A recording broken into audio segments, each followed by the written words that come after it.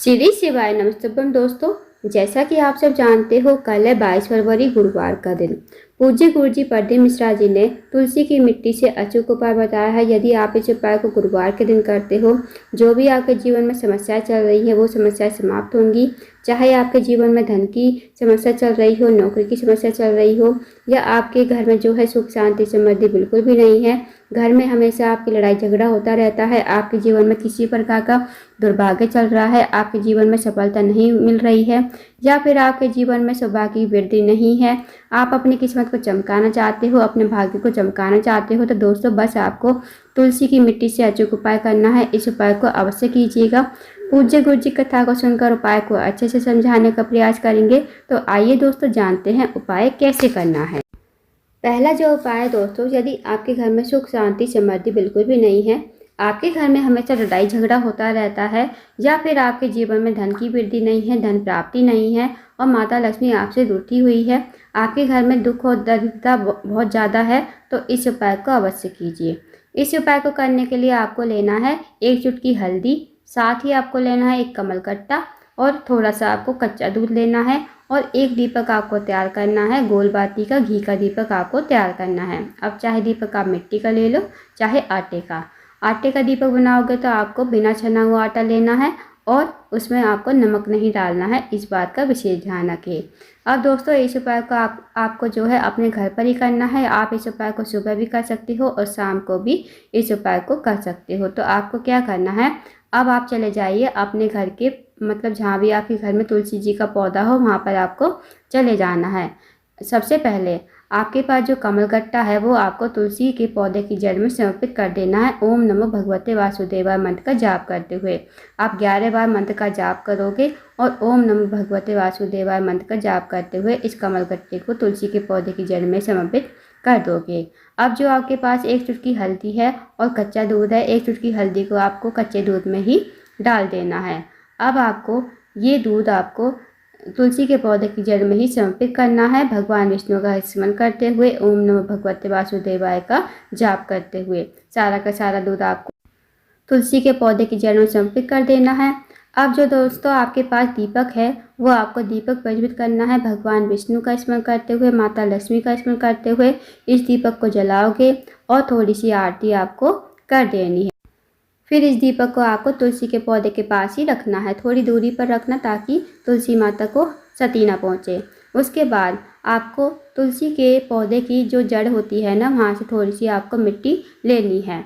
उसके बाद इस मिट्टी को आपको अपने घर के हर एक कोने में छिड़कनी है। थोड़ी थोड़ी मिट्टी आप हर घर के कोने में छिड़क दीजिए। अगर आप इस उपाय को करते हो गुरुवार के दिन, तो आपके घर में जो भी नेगेटिव एनर्जी है ना वो दूर हो जाएगी, बाहर हो जाएगी, और आपके घर में सकारात्मक ऊर्जा आएगी, और आपके घर में हमेशा धन की वृद्धि होगी, धन प्राप्ति होगी, और माता लक्ष्मी जो आपसे रूठी हुई है, माता लक्ष्मी का आपके घर में वास होगा। आपके जीवन में जो भी दुख है, कष्ट है, तकलीफ है, इस उपाय को करने से दूर हो जाएंगे। दोस्तों देखिए, अगर हमारे घर में सकारात्मक ऊर्जा होती है तो हमारे घर में कभी भी दुख नहीं आते, कभी बीमारी नहीं आती, और ना ही हमें कभी पैसों की किल्लत होती है। तो इस उपाय को कीजिए। इस उपाय को करने से आपको बहुत ही फायदा मिलेगा। अब जानते हैं दोस्तों अगले उपाय के बारे में। अगला जो उपाय है दोस्तों, यदि आपकी कोई अधूरी मनोकामना है, काफ़ी दिनों से पूर्ण नहीं हो रही है, साथ ही आपका कोई कार्य है बहुत दिनों से अटका हुआ है, आप किसी कार्य के लिए जाते हो पर उस कार्य में आपको सफलता नहीं मिलती है, आप किसी नौकरी के लिए तैयारी कर रहे हो, आपको नौकरी में सफलता नहीं मिल पा रही है, तो इस उपाय को गुरुवार के दिन अवश्य कीजिए। आपको क्या करना, आपको लेना है पीला चंदन। पीला चंदन आप ले लीजिए, एक कटोरी में डाल लीजिए। साथ ही आपको लेना है 1 लोटा जल तांबे के पात्र में। अब इन्हें लेकर चले जाइए आप शिव जी के मंदिर में। शिव जी के मंदिर में जाकर सबसे पहले जो आपके पास पीला चंदन है दोस्तों, उसे आप थोड़ा सा पानी डालकर पेस्ट बना लीजिए। फिर आपको जो है 1 लोटा जल श्री शिवाय नमस्तुभ्यम कहते हुए शिवलिंग के ऊपर समर्पित कर देना है। अब आपके पास जो पीला चंदन है, उस पीले चंदन से आपको शिवलिंग और जलाधारी पर बिंदी लगानी है। जो आपकी अनामिका उंगली होती है ना, सबसे छोटी वाली उंगली के जो पास वाली उंगली होती है उसे अनामिका उंगली कहते हैं। तो अनामिका उंगली से आपको शिवलिंग और जलाधारी पर जो है 7 बिंदी लगानी है। अब दोस्तों आप सबको पता होगा कि शिव जी का जो पूरा परिवार है वो जलाधारी पर ही विराजमान है। तो आपको सबसे पहली जो बिंदी है वो आपको गणेश जी के स्थान पर लगानी है, जलाधारी पर। जलाधारी का जो राइट साइड होगा वहाँ पर जलाधारी के राइट साइड पर गणेश जी का स्थान होता है, तो वहाँ पर आपको पहली बिंदी श्री शिवाय नमस्तुभ्यम कहते हुए लगा देनी है। अब जो दूसरी बिंदी है वो आपको भगवान कार्तिकेय के स्थान पर लगानी है। जहाँ गणेश जी का स्थान होता है राइट साइड पर जलाधारी के, वहीं लेफ्ट साइड पर कार्तिकेय का स्थान होता है, तो वहाँ पर आपको दूसरी बिंदी श्री शिवाय नमस्तुभ्यम कहते हुए लगानी है। अब आपको तीसरी बिंदी जो है आपको लगानी है पार्वती जी के हस्तकमल पर। अब दोस्तों पार्वती जी का हस्तकमल जो होता है, जहाँ शिवलिंग विराजमान होता है, नीचे आप देखना गोल गोल कटी भाग होता है, तो वहाँ पर आपको कहीं भी तीसरी बिंदी आपको श्री शिवाय नमस्तुभ्यम कहते हुए लगानी है। अब जो चौथी बिंदी है वो आपको माता असोसुंदी के स्थान पर लगानी है। माता असोसुंदी जो है शिव जी की सबसे छोटी और प्रिय पुत्री हैं, तो आपको माता असोसुंदी का स्थान जलाधारी के बीचों बीच में मिल जाएगा। नाग देवता की तरह बनी हुई होती हैं, वही माता असोसुंदी का स्थान होता है, तो वहाँ पर आपको चौथी बिंदी श्री शिवाय नमस्तुभ्यम कहते हुए लगा देनी है। अब जो पांचवी बिंदी आप लगाओगे वो आपको शिवलिंग के ऊपर लगानी है। शिवलिंग के ऊपर श्री शिवाय नमस्तुभ्यम कहते हुए आपको पांचवी बिंदी लगा देनी है।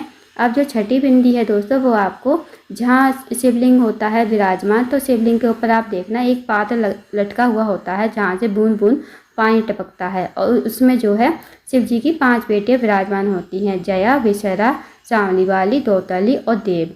इन 5 बेटियों का नाम लेते हुए आपको ये 5वीं बिंदी वहाँ पर लगा देनी है। अगर वहाँ पर पात्र है तो ठीक है, अगर वहाँ पर कुछ भी नहीं है ऊपर, तो आपको ये जो छठी बिंदी है आपको जहाँ से नीचे जल बहकर गिरता है, जब हम शिवलिंग पर जल चढ़ाते हैं तो जहाँ से जल जो नीचे बहकर गिरता है, एंड में जलाधारी का एंड होता है, तो वहाँ पर आपको छठी जो बिंदी है इन 5 बेटियों का नाम लेते हुए जया, विशरा, सांवली वाली, दौतली, देव का स्मरण करते हुए आपको ये छठी बिंदी वहाँ पर लगा देनी है। अब जो दोस्तों 7वीं बिंदी आप लगाओगे वो आपको लगानी है जैसे आप मंदिर से बाहर आओगे ना, तो आपको नंदी बाबा के दर्शन होंगे, तो आपको जो नंदी बाबा के दोनों सींग होते हैं, दोनों सींग के बीच आपको एक बिंदी जो है श्री शिवाय नमस्तुभ्यम कहते हुए लगा देनी है। उसके बाद आपको बाबा से प्रार्थना करनी है, महादेव से प्रार्थना करनी है, जो भी आपकी मनोकामना है, जो भी आपका कार्य अटका हुआ है, तो उस कार्य को बोलिए और इस उपाय को करके आपको अपने घर पर आ जाना है। तो दोस्तों इस विशेष उपाय को अवश्य कीजिएगा, बहुत ही अचूक एवं विशेष उपाय है। अब जानते हैं अगले उपाय के बारे में। अगला जो उपाय है दोस्तों, यदि आपके जीवन में धन की बहुत ज़्यादा कमी है, पैसों की बहुत ज़्यादा तंगी है, आर्थिक समस्या से बहुत ज़्यादा परेशान हो, या फिर आपके जीवन की कोई अधूरी मनोकामना जो काफ़ी दिनों से पूर्ण नहीं हो रही है, तो इस विशेष उपाय को अवश्य कीजिए। इस उपाय को करने के लिए दोस्तों आपको लेना है 1 बेलपत्र, 3 चावल के दाने। अब जो आप बेलपत्र लोगे, 3 चावल के दाने लोगे, वो कहीं से खंडित नहीं होने चाहिए, इस बात का ध्यान रखें। साथ ही आपको लेना है 1 लोटा जल तांबे के पात्र में। साथ ही दोस्तों आपको लेना है पीला चंदन। अब इन्हें लेकर चले जाइए आप शिव जी के मंदिर में। शिव जी के मंदिर में जाकर सबसे पहले जो आपके पास पीला चंदन है उसे थोड़ा सा पानी डाल लीजिए। पानी डालकर आपको इस पीले चंदन को बेलपत्र की तीनों पत्तियों पर अच्छी तरह से आपको लेपन करना है अनामिका उंगली से। जो आपकी अनामिका उंगली होगी उस उंगली से आपको लेपन कर देना है तीनों पत्तियों पर पीले चंदन से। फिर आपके पास जो 3 चावल के दाने हैं, वो तीनों चावल के दाने एक एक पत्ती पर, तीनों पत्तियों पर एक एक चावल का दाना आपको रख देना है।